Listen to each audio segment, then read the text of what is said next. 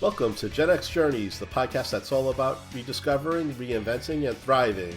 I'm your host, Paul Stressner, and if you're part of Generation X, this show's for you. We dive into real stories of resilience, reinvention, and personal growth, all while celebrating the past and charging full speed into the future.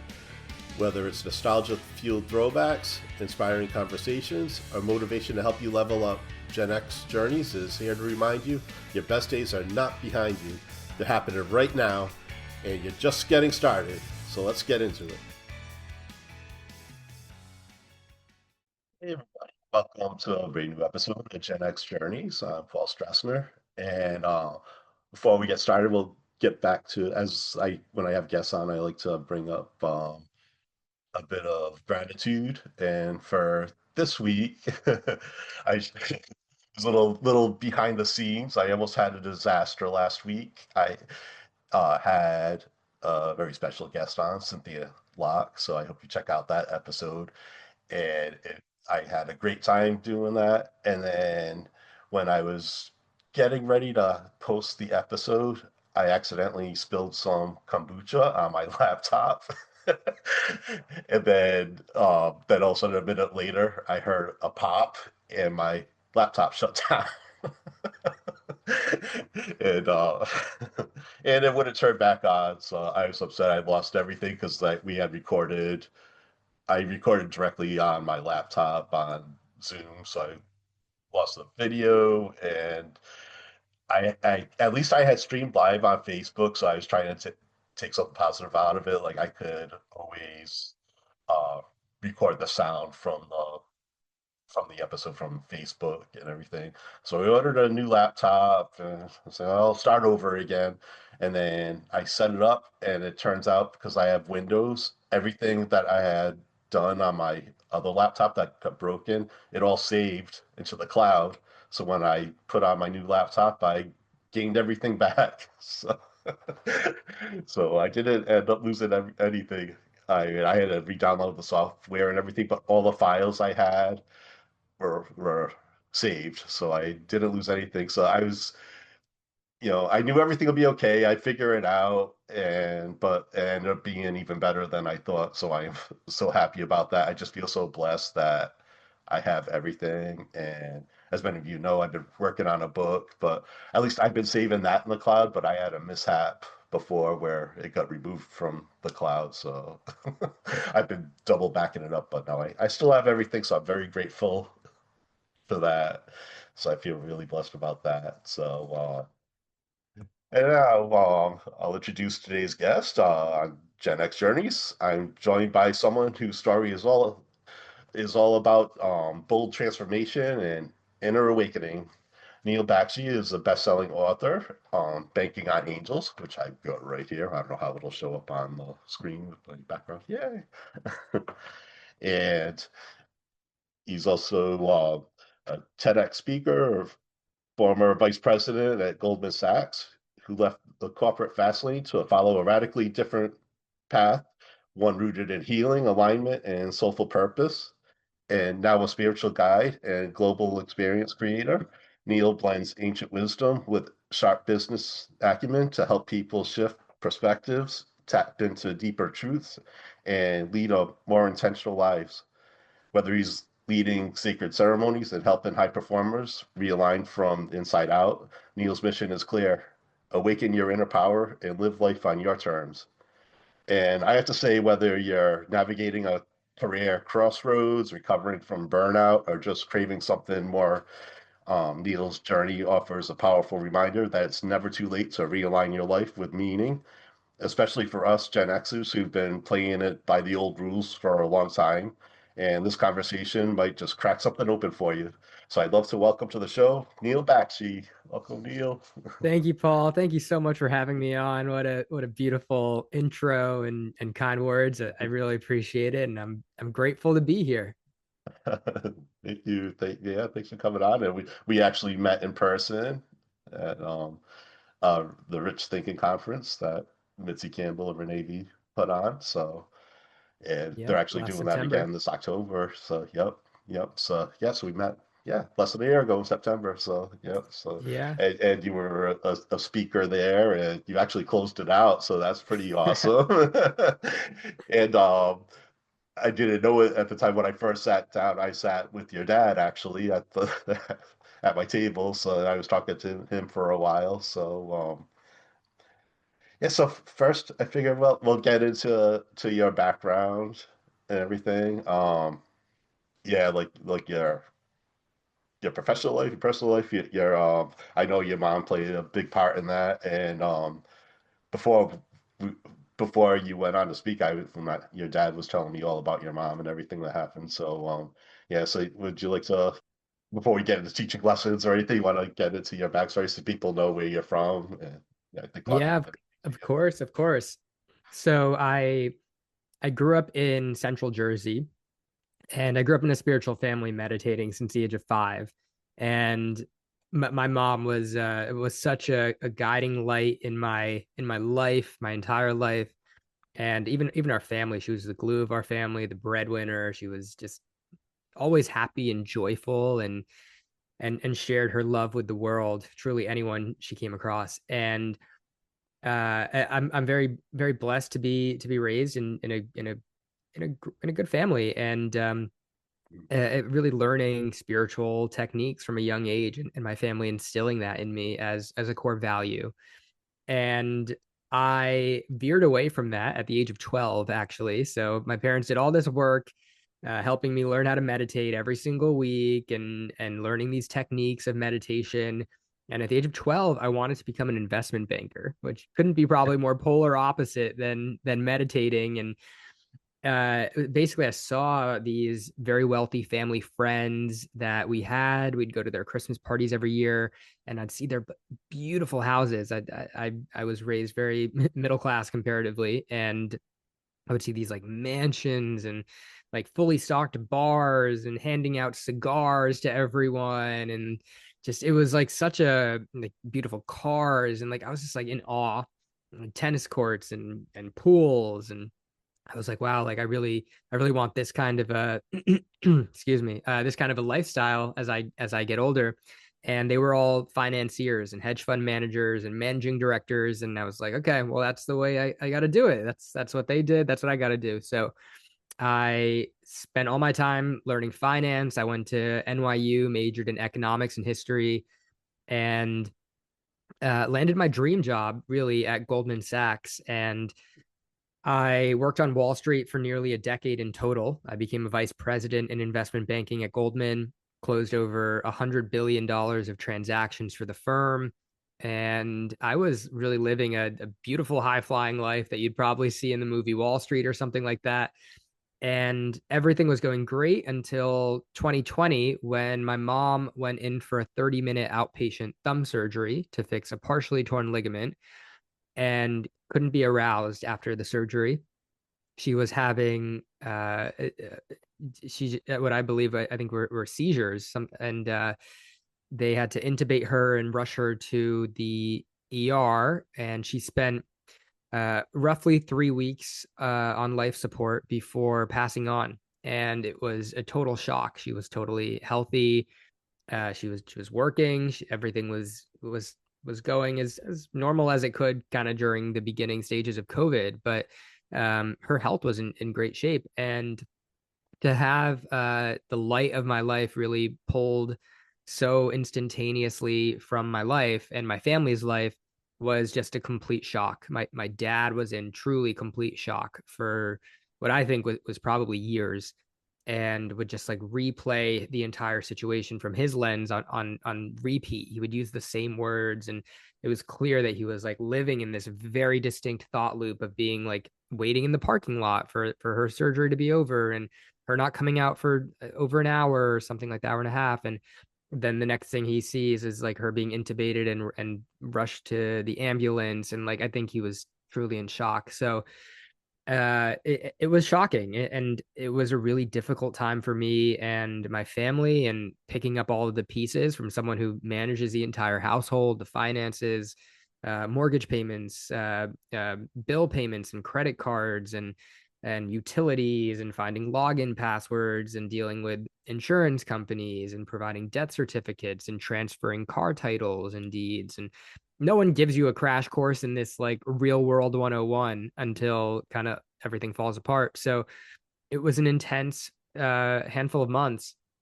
And on top of that, going through my own grieving process of losing the person I loved the most, arguably someone who loved me more than I loved myself, which I truly think was true at the time. And I went deep into meditation in the months that followed and began to pull out a channel of communication with what I now know to be the angelic realm or people's higher self.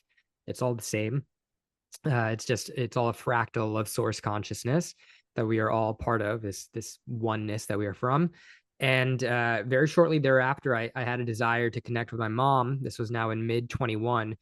And I was like, if I'm talking to these angels, can I talk to my mom? And that ability came through instantaneously after that channel was there. So very grateful to have unlocked these blessings from her, to feel her presence with me at all times. And that's ultimately what propelled me on this pathway that I am on now as an author, a speaker, traveling the world to lead different healing retreats of all forms, from grief to sacred ceremonies to working with ministries of culture in countries like Egypt to get private time in different temples and the Great Pyramid, to lead different ceremonies for past life remembrance and DNA activation. And it's just created a whole pathway of just living a very conscious and intentional life that brings me joy in ways that I never imagined possible, even just five five years ago. Yeah, yeah, it's amazing that it's a complete 180 of the life you're living, what you're living now. Like, you seem to be more in alignment. And yeah, just now talking about what your dad's going through. I actually lost lost my dad in 2021, actually June 3rd, and the anniversary is coming up next week. And it was the same thing. Like, he had it was it was sudden, but it wasn't as unexpected as your mom. My dad had heart problems for the past, you know, 35 years of his life, and his arteries were always hard. And he was a Vietnam veteran, and he was exposed to Agent Orange. So he did have health problems, but it was still sudden. And my mom had gone out for an hour to a dance class or something, and when she got back, she found him. And it's the same thing as your dad. She's always replaying it in her head and wondering, oh, if she didn't go out, but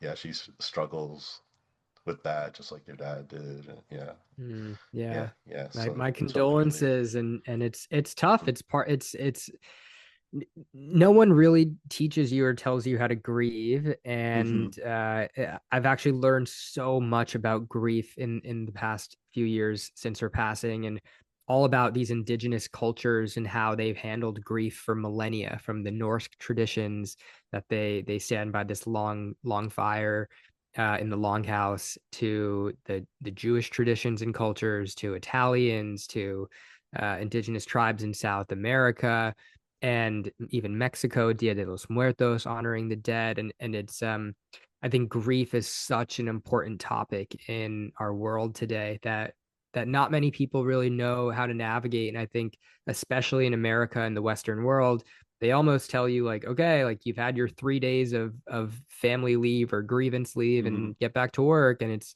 Hmm. in a lot of these cultures, it's at least a year that's given to help allow the grieving person to process grief. And especially when something striking happens like that, you walk back home into your house and you see your husband and partner who's been with you for your whole life just lying there. It's these images really strike you, and it's important to be with the energy and the emotion to allow it to really fully move through you instead of these feelings of suppression. So yeah, I hope your mom's doing better these days. Yeah, yeah, yeah. Like you said, it's a process. Yeah, I feel the same thing. Like, sometimes okay, then all of a sudden it hits me because I want to talk to him, tell him something that happened, and then because you forget, and then you realize, oh, he's not there. Is Not there there in the any? physical, but always Right, there in the exactly. energetic. Yep, yep, and I feel it. Yeah, and I'm actually named after him. His name, and Oh, I was actually born on his birthday, so we share a birthday wow. as well, and our Wow. and our Truly personalities are very connected. similar. Yes, yes. But were there any, is there like a common thread among all these practices that you've learned to dealing with grief? Or I feel like grief is different for everybody, but I don't know, is there any common thread, or do you have it? Is there anything that you learned that would help? Because a lot of people, you know, especially Gen X generation, we're losing our parents now, so we're all going through this right now. So do you have Yeah. any advice or anything you've learned that would be helpful? Yeah, the book that it's really good. It's called The Wild Edge of Sorrow. I'm pretty sure that's the name of the book by Francis Weller, I believe his name is. And he really investigates grief through this ceremonial ritualistic lens across traditions. And what really hits me is sitting with it. And I think because of the extreme discomfort and sorrow that grief brings, a lot of people don't want to sit with the emotion because you're just going to cry. And I think in especially men today, it feels like like a lot of men were raised being taught that like it's you can't cry, like you need to be the strong one. And I think that inability to sit with it actually creates deeper cuts and deeper wounds in the psyche and in the emotional body as time goes on. And I think one of the most powerful things that I've learned is that one, grief takes time. It is not a linear pathway like I think the Kubler-Ross model from I think in 1969 it was basically calculates and outlines these five core stages of grief. And what I think is like, yes, it's a nice framework to kind of think about where these juncture points are definitely touched on.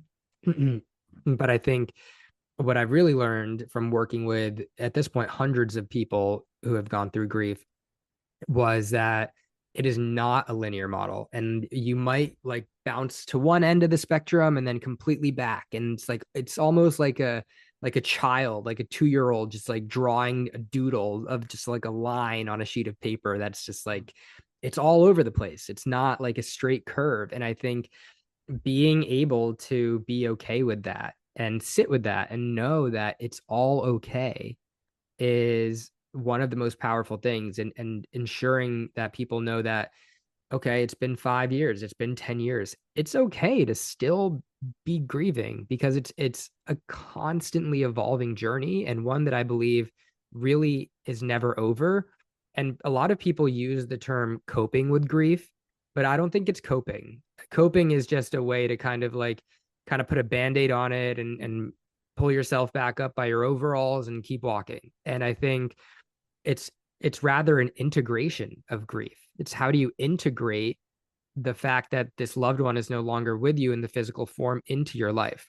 And it can be very different for many people.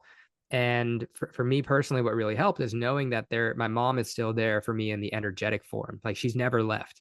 If I want to go call on her or tell her something, or I just need to close my eyes, focus my attention, awareness, consciousness on her energy, her essence, and that can be through the way she looked, her voice, her love, her hugs, and then you create that energetic, instantaneous connection back to your loved one, and you can talk to them. It's really not as hard as people think, but a lot of people just need to start to, I think, drop a little bit of the old frame of reference that they might be used to in order to. It's like when you watch a movie or read a fantasy novel, they tell you to suspend disbelief.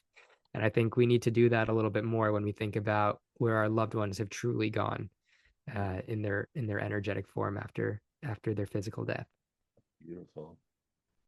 Through your book, I noticed one common thread of everything is where it's kind of need to learn how to focus like on every aspect of our life to to be able to meditate to, because we're yeah, you talk about the energetic imbalance, and there's like so many distractions out there, and like yeah, how you're able to speak with your mom. Well, most of the people, me included, would be it is difficult with all the distractions, and I think we need to learn how to slow down and focus. And yeah, maybe we can touch on some of that, Like, yeah, so I think one of the big things is to remove distractions and Hmm. yeah, because yeah, I believe that you said yeah, a lot of people are unaware that the pain they're feeling inside is due to this imbalance. So can we like get into that a little bit? How some advice on how to get balance, find some balance in this like crazy world with all the distractions and busyness.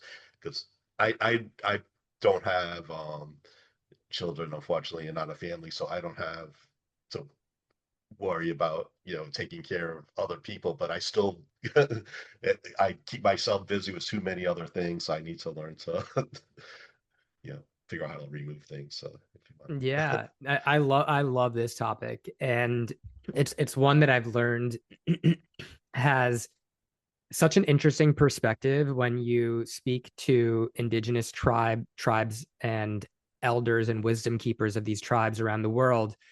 They basically say the purpose of life is to chop wood and carry water. And another tribe was saying that the purpose of life is to sing to the trees and not fall off the rock.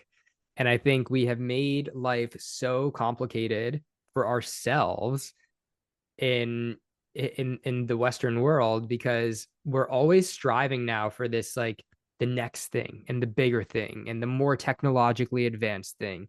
And I travel the world and I see like really how much of a consumeristic society we're put in here in America. And it's really like all focused on consumption. And I used to live in New York for 13 years, and I would walk out the door and it's like you spend $60 instantaneously, and you're like, how did this happen? Like I'm literally just I feel like I'm existing. Like I'm eating food and Mhm. taking the subway, and this is like it's crazy. So what I've started to understand is like, and I had to kind of go through this intensity of working 80 to 100 hours a week as a banker for so long of my life to see that I was actually out of balance energetically. Because what I now see is that we're so inundated with things coming at us in this external world that we actually don't really create the time to go within. And so this can be meditation, which is really the number one thing in my book. If you really want to start to find greater balance in your life, which is like just sit with yourself for 5 minutes a day. You don't even need to label it as meditation if that feels challenging to you, but just go and sit in a chair. And in the beginning, you can just keep your eyes open if it disturbs you to close your eyes. But what you're going to start to see is the way that your mind thinks and all the things that it likes to think about.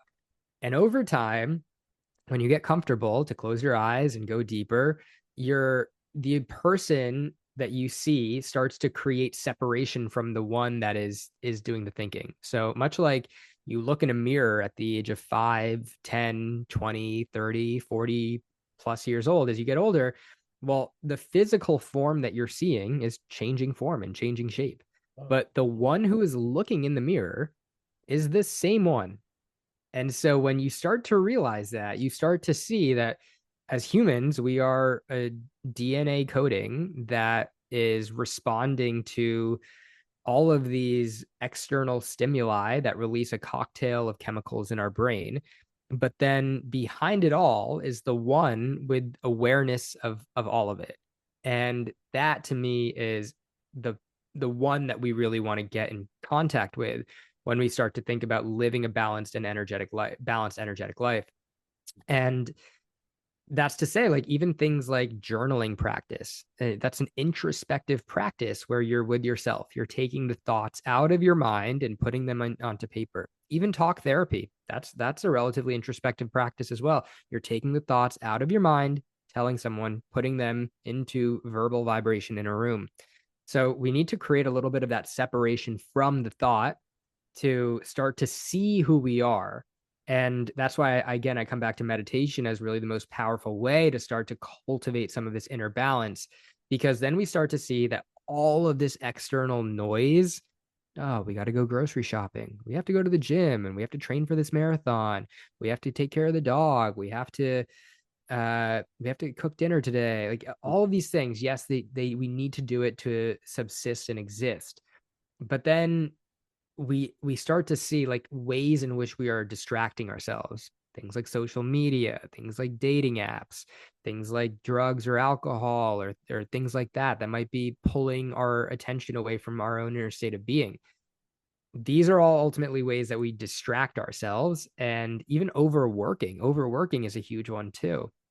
So being able to just sit with oneself and be okay with the silence. Most people actually can't sit with themselves in silence. There's a New York Times article or something, some stat about this that was like 60% of people like can't do it or something like that, or have a difficult time just sitting with themselves in silence. So yeah, the way to really go on that pathway to finding energetic balance is starting to appreciate the beautiful external distraction we live in, but start to actually go inside to cultivate the inner temple a little bit more.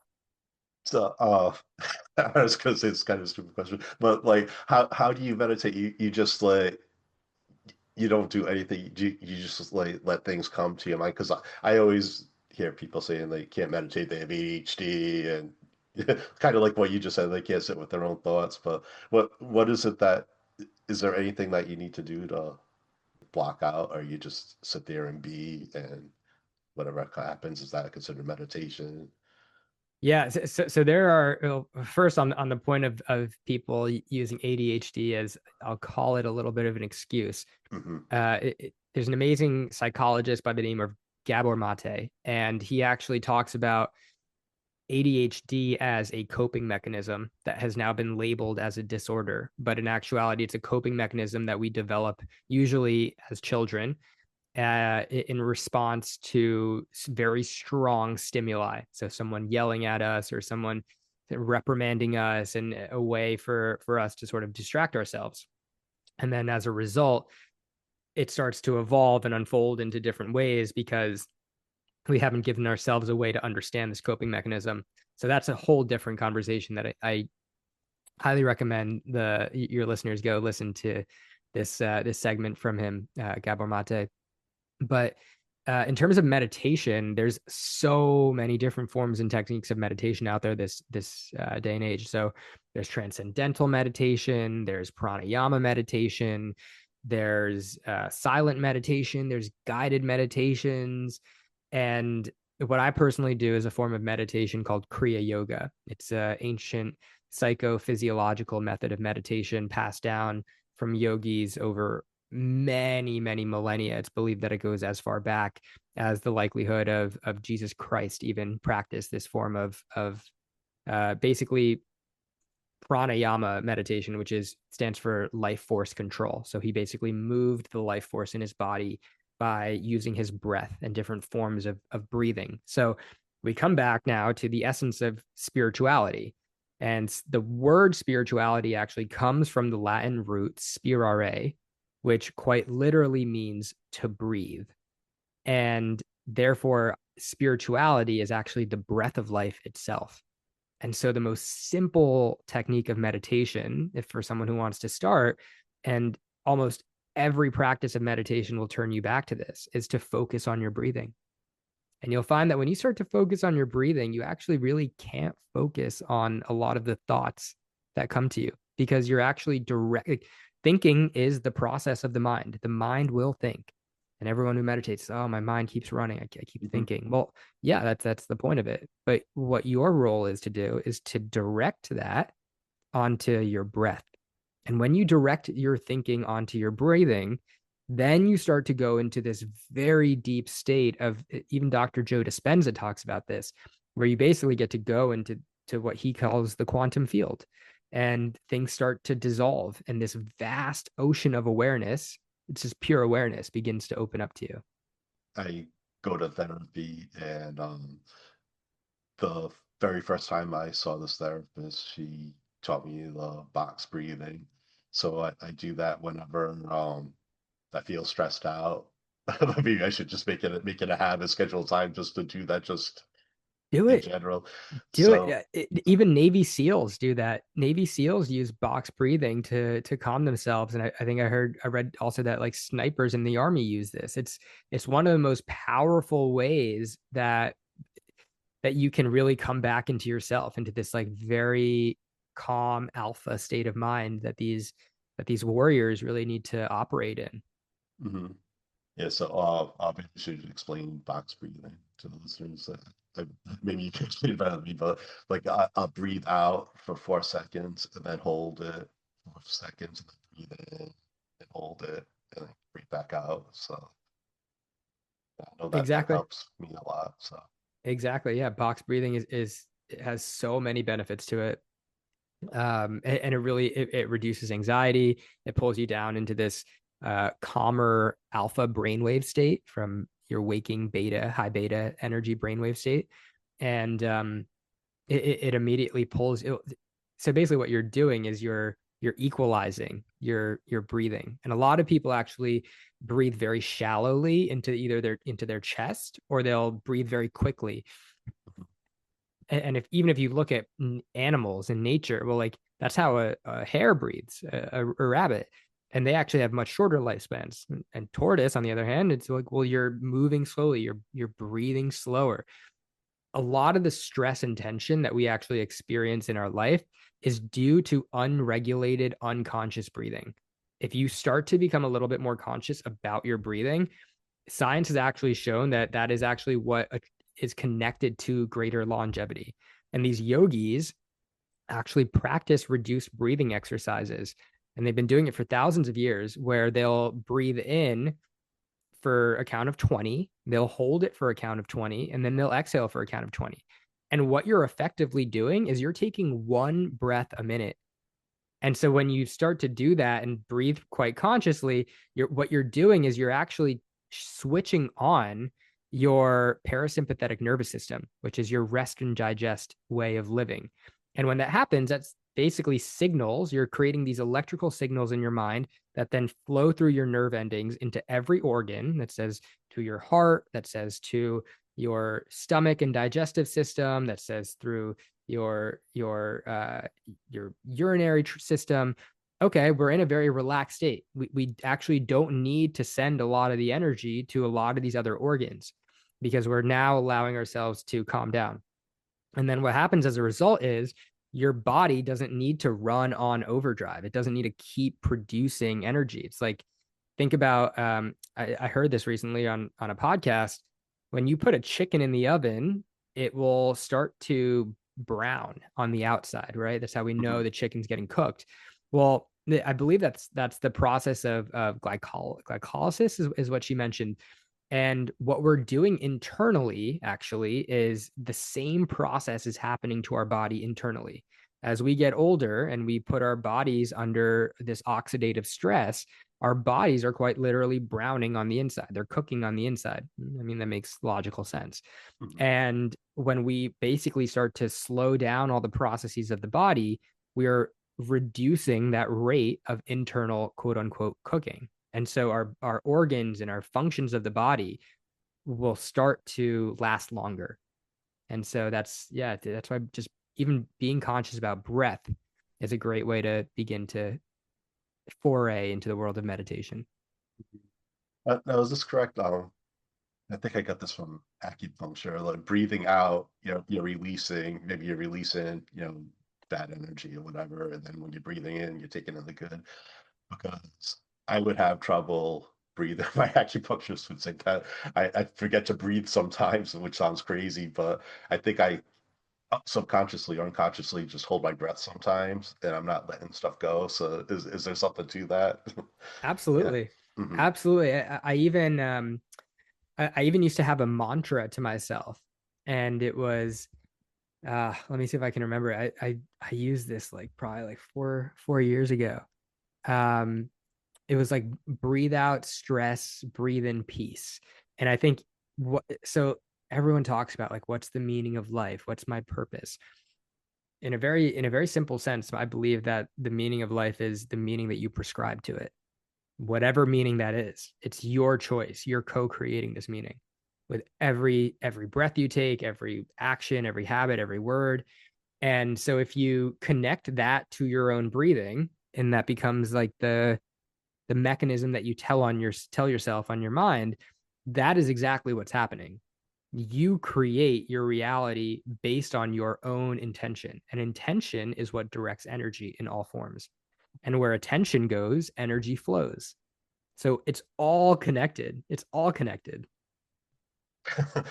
We could do like a whole episode on like each section of your book. You cover so many great things.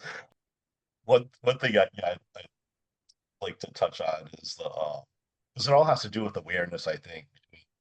One that strikes me is synchronicity, if you want to talk on that a little bit, because I think I need to pay more attention because that kind of helps you you can correct me if I'm wrong, but kind of like let you know that you're on the right path of because one moment that stands out to me. There's probably a lot of things that happen, but I don't pay attention, unless I'm really smacked in the face with it.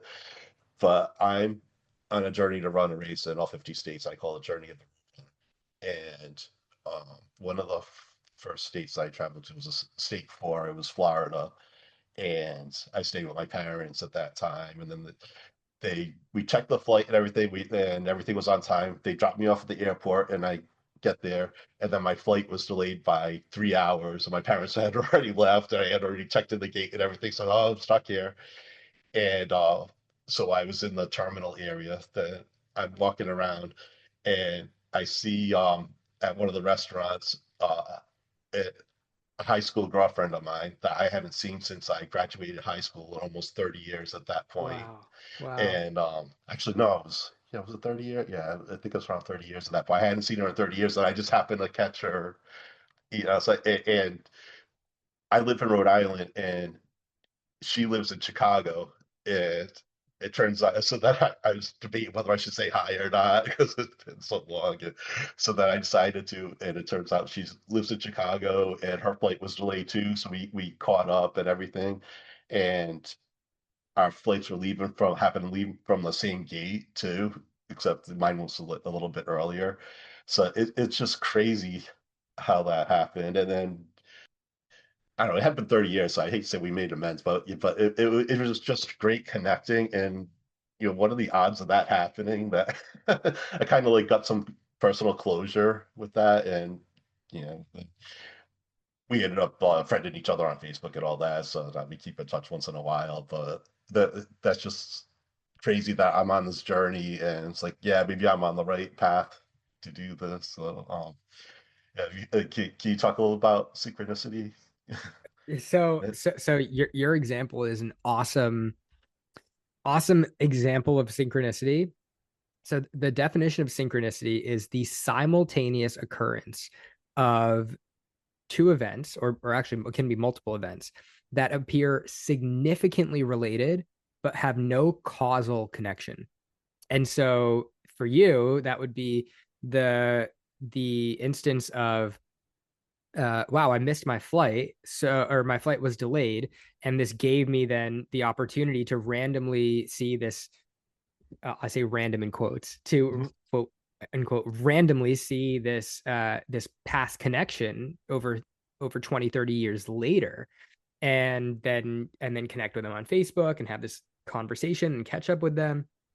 So that these two events, your flight being delayed and you seeing this individual at a restaurant at the airport to then catch up with them, completely causally unrelated, unconnected. But it almost appears like this has a significant connection, because had the flight not been delayed, you probably would not have gone to this restaurant and seen this individual and then had this conversation with them and then connected with them on Facebook.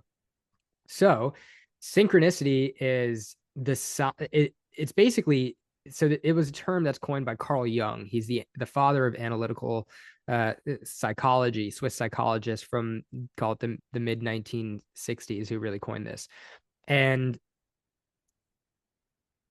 synchronicity to me is a reminder that what we are living in is so intricately complex beyond any form of intellectual comprehension that can reason its way to understanding what's actually happening here on the physical plane. Because what we are experiencing is dimensions and magnitudes beyond what we can possibly fathom. And I think this is actually where science falls short. Although science is now starting to make drastic inroads into what I believe consciousness and meditators have known for millennia, because science is now showing, we're now being communicated to by the universe, proving that the universe has consciousness. I think it is like this recent article that came out based on these like neutrinos that are being emitted in Antarctica through this science experiment. And I'm like, oh, that's wonderful. I'm glad science is finally catching up to what consciousness has always known itself to be. But in and of that standpoint, synchronicity is a reminder of really to practice gratitude, to trust and have faith in the unseen and the unknown. That's why this concept of, I don't care if you call it God, the universe, Holy Spirit, Allah, Buddha, Christ, light at the end of the tunnel, but whatever it is to you, it's the fact that there is some creationary mechanism that is part of this intricate web of existence in all forms that is actually guiding our life. And when you start to begin to shift your own mindset from thinking that life is happening to you, which is a bit victim oriented, into seeing life happening through you for you, you can actually begin to open the curtains to seeing more and more synchronicity in your life. A very uh, a very popular form of synchronicity is the form of angel numbers. So this is either repeating numbers, 111, 222, 3333, 444. This can be palindromes. This can be certain sequences of numbers, alternating numbers. Ultimately, Pythagoras is the father of numerology. You might remember him from the Pythagorean theorem in your 8th grade geometry class, where you learned how to calculate the hypotenuse of a triangle, a squared plus b squared equals c squared. Well, he says that every number in the universe carries an innate vibration. And when those numbers are put into certain sequences or patterns, they amplify and they can carry messages. And so as I started to go deeper into this was back in 2021, I started to actually see these angel numbers 20, 30, 40 times a day.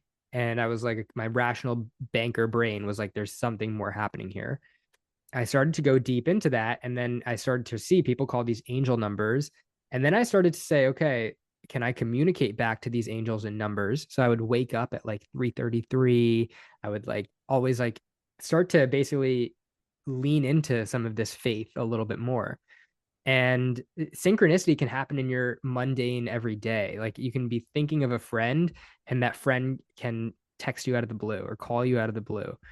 Synchronicity is you walking down the street and overhearing a conversation or someone saying a specific word from a conversation you maybe had just moments ago, or something that you needed to get on your grocery list, or something that you were thinking about yourself. And you're like, how does this happen? Well, I come back to the fact that we're living in this beautifully intricate tapestry that is being woven by every single individual who basically has their own thread weaving through this tapestry. And as they go through their life and they connect with other individuals and they travel to different places, or they go to this office, or they have this phone call, they are weaving their thread through every one of these experiences and interactions.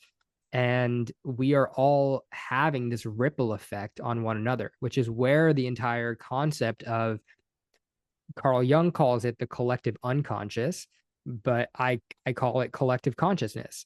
And that is basically that every single person is responsible for everything that's actually happening in their thought world, in their mind, because that is actually part of what's creating the very tangible physical reality that we're experiencing. So if someone is always having these thoughts around, oh man, like I always miss my flight, or my flight is always delayed, or NJ Transit's a disaster and it's always happens to be my train that gets delayed or whatever. Well, what then happens is you basically start to create a self-fulfilling prophecy, because your own mental thought loop is saying this always happens, so therefore your external reality will come shift to where you are. This is a form of manifestation, because you don't actually manifest what you want. You manifest who you are.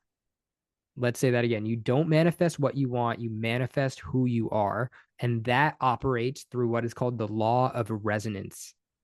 So the resonant frequency that you are emitting through your own thought waves, which we know carry an electrical frequency tied to hertz, measurable in hertz on an EEG, when you connect your brain to it, the frequency that you are emitting is the frequency that boomerangs or ripples back to you.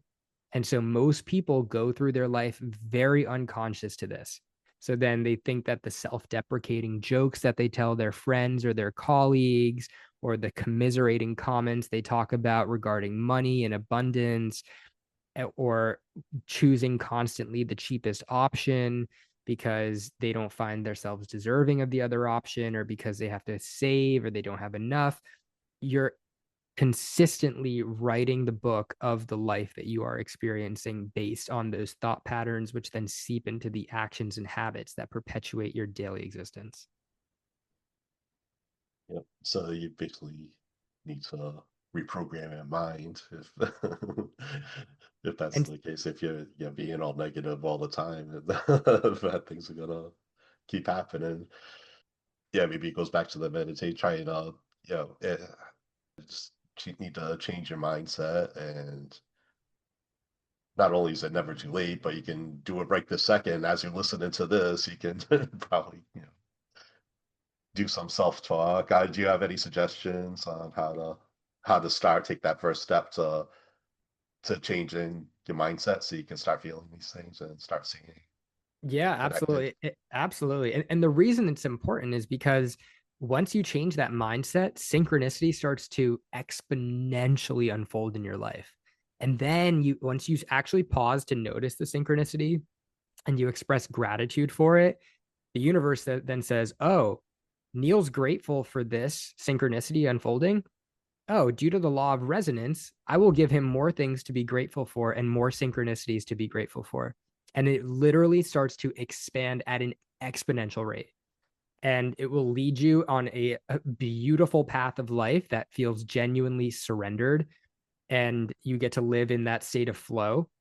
And some of the ways that you can start to really rewrite your mindset, I actually literally, my book is literally about this. It's about the 5 pillars of greater fulfillment, which is gratitude, letting go, affirmations, magic and synchronicity, and manifestation. And when you start to actually write out 3 things you're grateful for, what are 3 things you're grateful for? So simple. What are 3 things you're letting go of? Because we hold so much energy in our heart field. We don't actually let go of things to welcome new things in. Something needs to demanifest in order for something to manifest. We can't fit more things into an already cluttered house. So it's like cleaning house every day. Affirmations. It's again, now you're working with the brain's reticular activating system. So science and spirituality are not mutually exclusive. They're actually intertwined and connected. And so affirmations actually work very powerfully to tell your brain's RAS what you want to focus on. It's like playing the game punch buggy, no punchbacks. You're telling your brain, I want to see more punch buggies so I can punch the person next to me. It's much like that. It's like, what are you affirming for yourself? And how can you then affirm it to yourself as if it is already you? And a beautiful way to do this is actually pose it to yourself in a question. Why am I abundant? Why does money flow to me freely, easily, and from everywhere? Why am I always calm and peaceful in my interactions with my family and friends? Why am I able to walk down the street and have amazing opportunities just magnetized to me? And when you start to ask it as if it is already that, you then answer it yourself. Why is that, brain? And the brain says, "Oh, well, because you're a really genuine person. You're really kind to others, and others reciprocate that to you because you spend money wisely, and the more you give, the more you have to give." And so when you start to shift the way that you think, life is a game of perspective, nothing more. When you start to flip the script on the perspective, then you start to see the mindset shifts. And it's like, I love to use the analogy of a phone. If you went 20 years without updating your phone, you would probably have an extremely slow, very old form of technology. that's exactly like our beliefs and our belief systems. Mm. We are basically imprinted with these beliefs, usually in around childhood, 7, 10 years old. And we go decades without actually pausing to say, okay, wait a second. Why is this a continual habit or a continual belief or pattern in my life? Okay, let's see. Well, I was rejected from Sally when I was this years old, and then this led into me feeling unworthy here, and then this feels like that unworthiness trickled into my job because my boss treated me like I was unworthy of being there, and then I didn't feel worthy of getting a raise or a salary increase, and then you start to connect dots, and you're like, wait a second, this all happened when I was 7 or 10 years old. This doesn't relate to me now when I'm 45, 50 years old. And then you can actually consciously let go and release and rewire that neurological pathway and connection into something more empowering for yourself.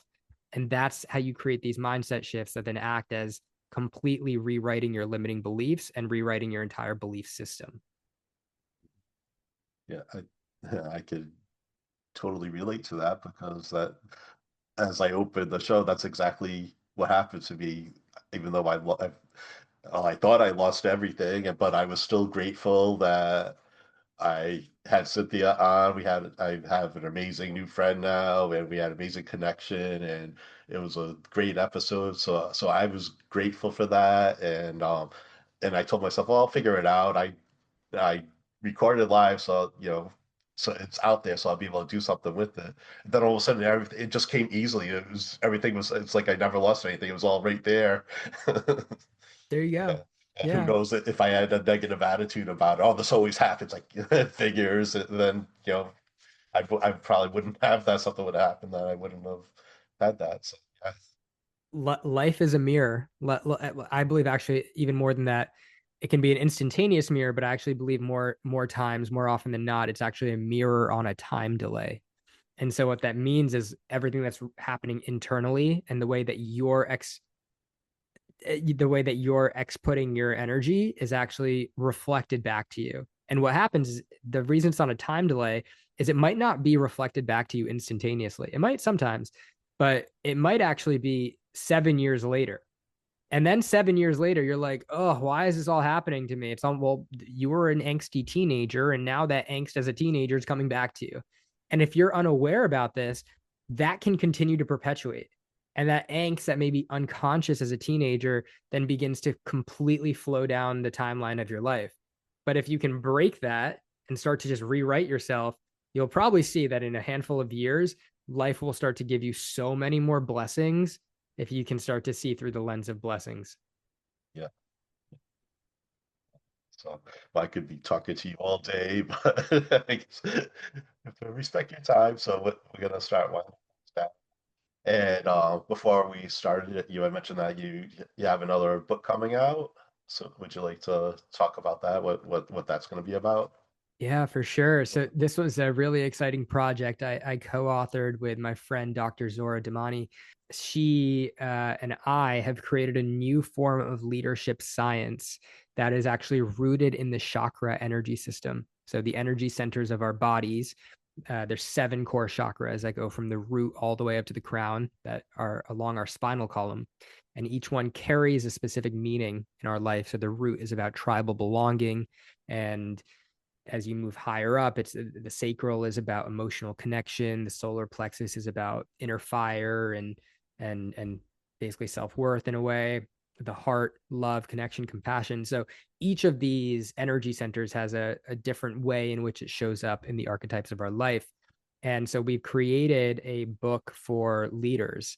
And this is a book for CEOs of organizations, CFOs, entrepreneurs, uh, political leaders to start to see leadership science through the lens of the inner journey of personal self-awareness.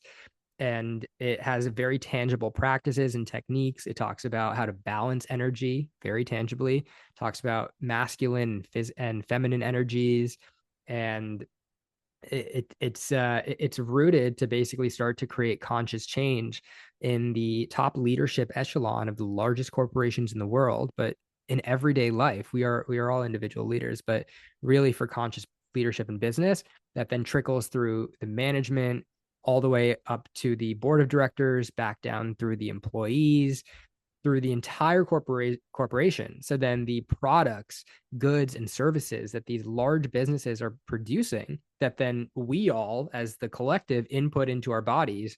As I say this, I think about things like Coca-Cola or like even like Facebook or whatever, like these different Hmm. services and products, as they come from a higher vibrational standpoint from the people that are actually creating them, we begin to actually see a subtle frequency shift on the level of collective consciousness. And then you start to see mass waves of ripple that move through our entire globe. And it will genuinely shift the paradigm that we live in through that mechanism of thought and vibrational frequency. Yeah, Sorry, we definitely. the book is called Seven Chakras of Leadership: How to Create a Holistic Workplace. I love it. I absolutely love it. I learned about chakras when I was doing acupuncture, and I just find it so amazing. I don't know how it works, but it does. It's so crazy. So, it's amazing. Yeah, That sounds really cool. it's beautiful. Yeah.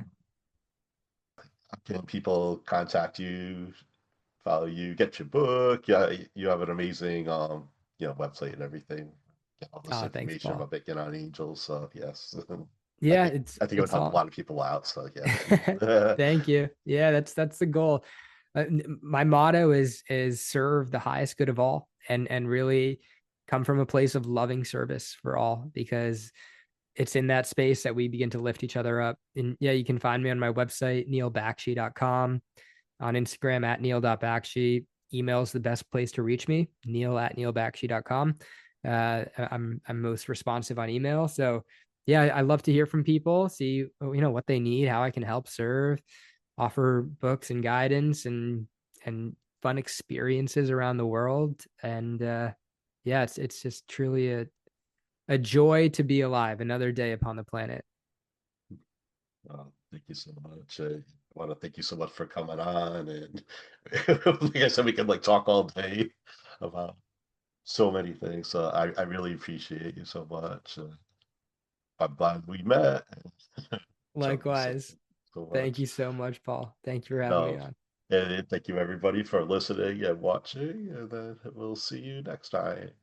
And remember, be excellent to each other. And party on, dudes!